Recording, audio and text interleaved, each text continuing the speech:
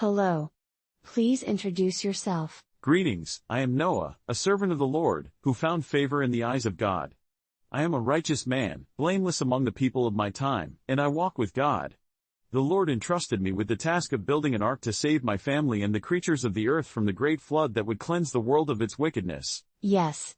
Many people know it as Noah's Ark. But could you tell us what else you did? Indeed, it is often the story of the ark for which I am best known, but I led a long and faithful life beyond that singular event. After the floodwaters receded, I emerged from the ark with my family and the animals, and we began to rebuild our lives on the newly cleansed earth. I built an altar to the Lord, and offered burnt offerings as an act of thanksgiving for our deliverance. As the human race started to grow anew, I became a tiller of the soil and planted a vineyard. I tended to the land and cultivated the vines, eventually making wine from the grapes.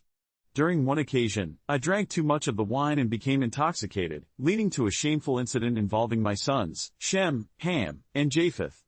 This event taught me the importance of humility and the consequences of indulgence. I lived for 950 years, devoting my life to serving the Lord and guiding my family. Through my sons, the earth was repopulated, and I am known as the father of many nations.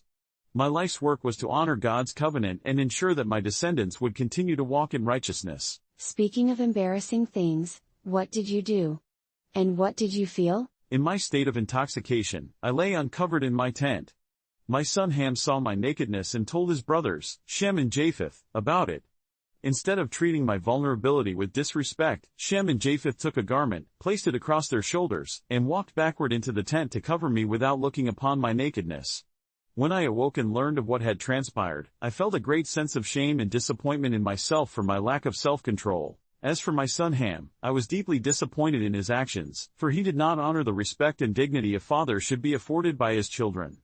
I felt compelled to pronounce a curse upon his son Canaan, that he would become a servant to his brothers. Despite the deep regret and embarrassment I experienced, I understood that the incident served as a reminder of the importance of humility and the need for continued devotion to the Lord's path. It was a lesson to be mindful of my own actions and to raise my children in the ways of righteousness. All right. Now let's move on to a question that a lot of people are asking. Did the flood really happen? Please respond to both believers and non-believers. As Noah, I firmly believe in the account of the great flood, as it is detailed in the Holy Scriptures. The Lord saw the wickedness that had spread throughout the earth and chose to cleanse it, sparing only my family and the animals we brought aboard the ark. The flood was a divine act of judgment and a display of God's mercy and grace towards those who remain faithful to Him. To the believers, I encourage you to continue trusting in the Word of God and to see the flood as a testimony of His power, justice, and love. It is an example of the consequences of human sin and the promise of divine redemption for those who walk in righteousness. To the non-believers, I understand that you may question the historicity of the flood and the story of the ark. It is important to approach these matters with an open heart and mind, considering the moral and spiritual lessons that can be drawn from the narrative.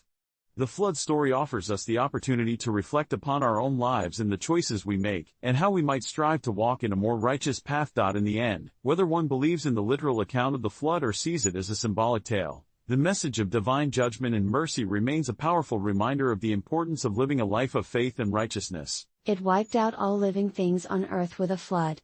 Can this really be felt as love? Can you explain it so people can understand it? I understand that it may be challenging to perceive the act of the flood as an expression of love, but it is important to remember the context and the greater message of the story.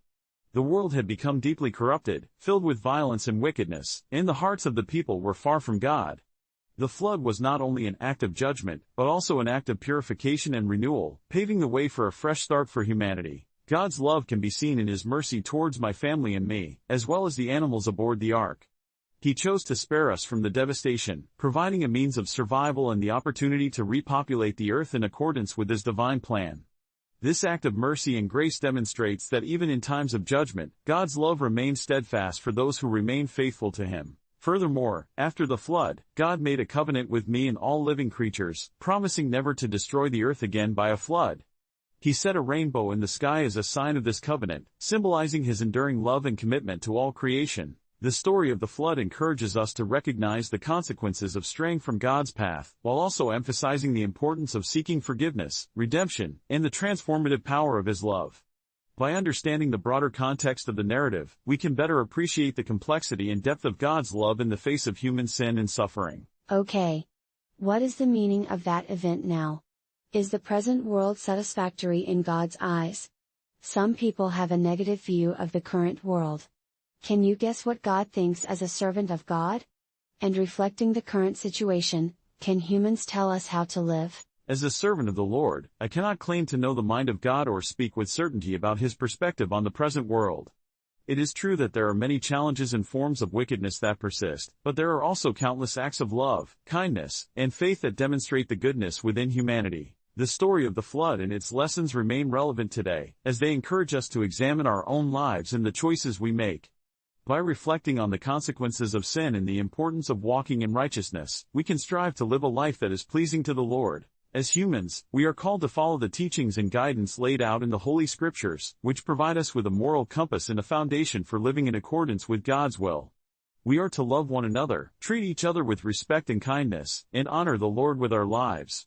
In doing so, we can contribute to a world that reflects the divine love and goodness that God desires for His creation. While I cannot know for certain what God thinks of the current state of the world, I believe that by seeking His guidance and walking in His ways, we can work towards a world that is more in line with His vision of love, justice, and righteousness. As we continue to strive for a world that aligns with God's vision, it is important to remember that our efforts must be rooted in faith, prayer, and action.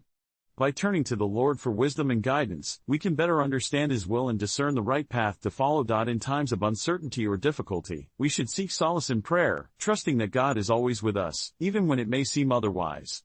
Through prayer, we can find the strength and courage to persevere and to make choices that align with His divine plan. Additionally, it is essential to put our faith into action, working to create a world that is more just, compassionate, and loving. This may involve serving others, caring for the environment, or striving for social justice.